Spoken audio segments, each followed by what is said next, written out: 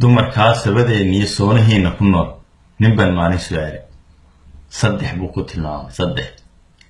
suuban iyo sarreeye mid sabaysa habeenka. suuban buu ku bilaabo gabadh weeye sarreyso saatirkeenu ilaasho saygeeda u raaco oo sifihii nabigeennii salaadeeda ku joogto oo seeraha la wareejay ku sifaysan islaamka sina aan uga boodin. qurux waa sidataayo wasadkii nabi yuusuf waa samaanta adduunka midda weeye la suudho marka reeba sameeya waa mid aan ku siraynin waa midii ku sabaysay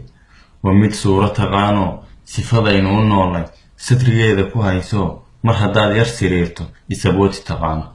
iyadu saas weeye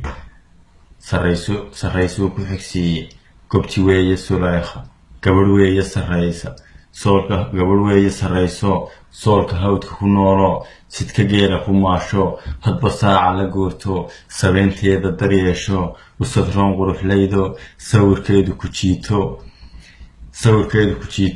sinjigaynu lahayn iyo dhaqankiina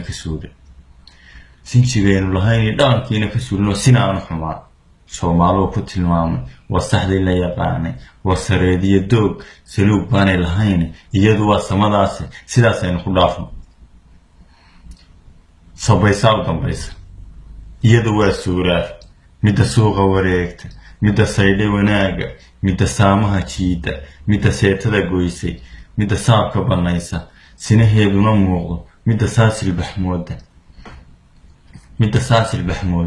midda saaqa abuurta midda saalax u taagan soo dhaweynta safkiisa midda xeelad siyaasad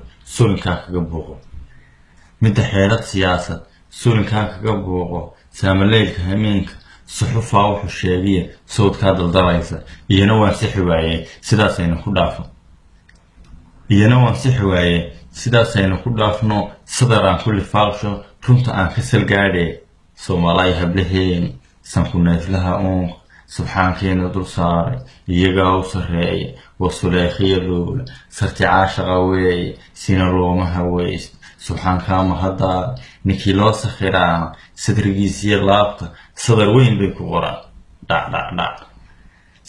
bay ku qoraan sidaas waan u aqaanay haddii aan wax sifeeyo sare aan wax u sheegay hablihii yara seexdaan